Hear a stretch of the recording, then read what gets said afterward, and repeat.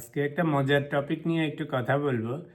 সেটা হচ্ছে যে যখন আমাদেরকে মানুষ কিছু বলে, আমরা অনেকে বেশি হার্ট হই, অনেকে কম হার্ট হয়। এর কারণটা কি?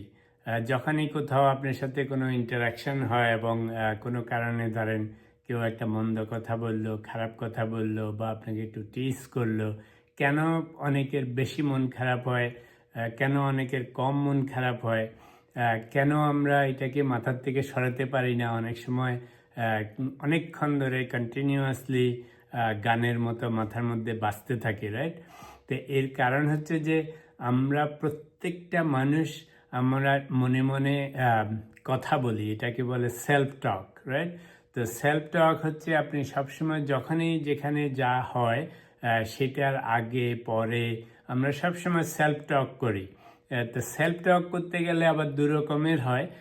সেটার মধ্যে পজিটিভ সেলফ টক যেমন হয়, তেমনি নেগেটিভ সেলফ টক হয়। তো দেখা যায় যে বেশিরভাগ সময় আমরা কোনো কিছু করার আগে বা কেউ কিছু বললে দেখা যায় যে যে সমস্ত সেলফ টক হয় মনের মধ্যে, তো তার মধ্যে অনেক নেগেটিভ চিন্তাভাবনা আসে। এটা করলে এটা হবে, এটা এভাবে করা উচিত হয় নাই, ওটা ওভাবে করা উচিত হয় নাই, বা এ আমাকে কেন এটা বললো, কেমন না? তো এই সমস্ত যে সেলফ টক আমাদের মনের মধ্যে চলতে থাকে, সেই সেলফ টকের কারণেই কেউ কেউ কিছু কিছু জিনিস নিয়ে সাংঘাতিক হার্ট হয়, আবার কিছু কিছু মানুষ কম হার্ট হয় বা অত সিরিয়াস হয় না। শুধু আমার কথা না, এটা ফিলোসফিক্যাল কথা, যে আপনি যা কিছু মনের মধ্যে পুষতে থাকবেন, একটা পর্যায়ে এসে আপনার ব্রেইন সেটাকে মুখস্থ করে ফেলে এবং সেটাই মনে করে। যে পারসেপশন, কিন্তু reality depends on your perception. তা আপনার যেই পারসেপশন হবে সেটার উপর নির্ভর করে আপনার রিয়েলিটিও স্লোলি সেটা সেট আপ হয়। এখন এই যে নেগেটিভ টক, তো এখন প্রশ্ন হচ্ছে যে তাহলে how do you stop this negative thoughts? Negative thought আসবেই, পজিটিভ থট যেমন আসে নেগেটিভ থটস আসবেই মনের মধ্যে, এবং বেশিরভাগ ক্ষেত্রে নেগেটিভ থটসই আসে। তো how do you stop it, right? একটা উদাহরণ দেই, যেমন ধরেন আপনার ঘরে একজন স্ট্রেঞ্জার এসে গেল, আসতেই পারে। তা আসলে এখন যখন আপনি বুঝতে পারলেন যে এটা একটা স্ট্রেঞ্জার, আনওয়েলকাম পারসন, তা আপনি তো তাকে চাও খাওয়াবেন না, কফিও অফার করবেন না, মিষ্টিও খাওয়াবেন না, যা কথাবার্তা বলে বিদায় করে দিবেন, right? That's what we do. তো যখন নেগেটিভ থট আসে মাথার মধ্যে, তো সেটা ওই স্ট্রেঞ্জারের মতোই ট্রিট করতে হবে।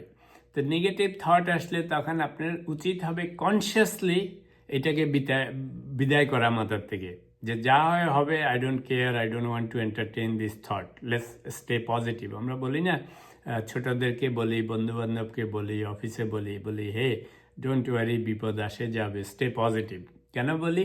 যে মাথার মধ্যে তো নেগেটিভ চিন্তা চলতেছে, তো এটাকে ইনডাইরেক্টলি আমরা বলি যে forget about all this negative thoughts, stay positive. এই জন্য বলে যে কেউ কিছু বললে সেটা যতটা না হার্ট করে, আপনি সেটাকে কিভাবে ইন্টারপ্রেট করেন সেটা আপনাকে বেশি হার্ট করে। আর যদি আপনি if you take it easy, আমরা বলি না প্রায়, take it easy, is fine, is nothing serious.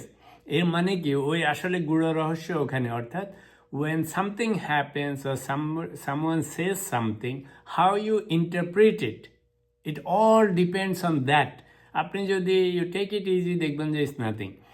You start thinking about it, তখন দেখবেন যে মনে হচ্ছে কত কিছু আছে, দেখবেন যে আপনার মনে অশান্তির কোনো শেষ নেই। আপনি একজনকে একটা ইমেল পাঠাইলেন অফিসে, দেখলেন যে ঘন্টার পর ঘন্টা কোনো উত্তর নেই, সেই দিন সারাদিন চলে গেছে, উত্তর নেই। আপনার মাথার মধ্যে দুনিয়ার চিন্তা, যে না জানি ঠিক মতো লিখলাম কিনা, বা রাগ হইলো কিনা, বা অন্য কোনো ভুল হলো কিনা, কেমন না? অনেক চিন্তা করে আপনি রাতের ঘুম হারাম হয়ে গেছে। পরের দিন হয়তো উত্তর আসছে যে হে সরি, আই গট বিজি, আমি তোমার এটা রেসপন্স করতে পারি না, ইটস অল গুড। বুঝেন ঠেলা? তার মানে হচ্ছে কি, তার মানে গত 2 দিন যে আপনি টাইম নষ্ট করলেন, কিছুই না, রাইট?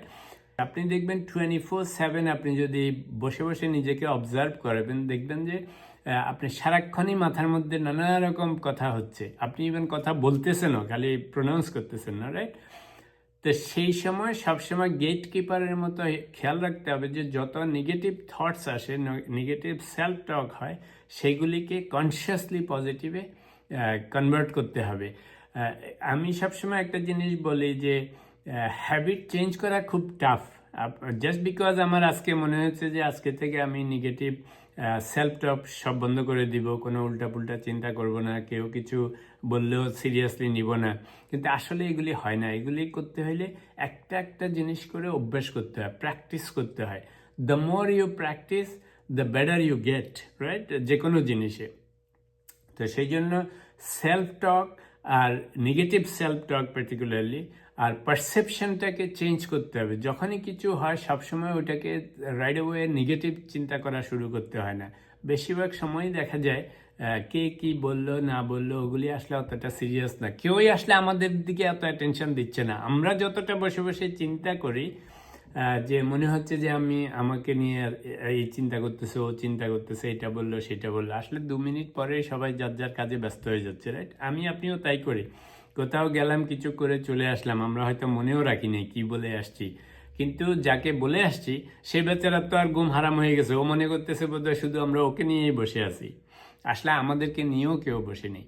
তো এই জন্য সবসময় মাথা ঠান্ডা রাখার জন্য, নিজেকে শান্ত রাখার জন্য একটা উপায় হচ্ছে যে কোথাও কিছু হলে, অফিসে, বাসায়, বাড়িতে, সোসাইটিতে, যেখানে যা কিছু হচ্ছে আমরা ওটাকে অত সিরিয়াসলি ইন্টারপ্রিট করতে হয় না।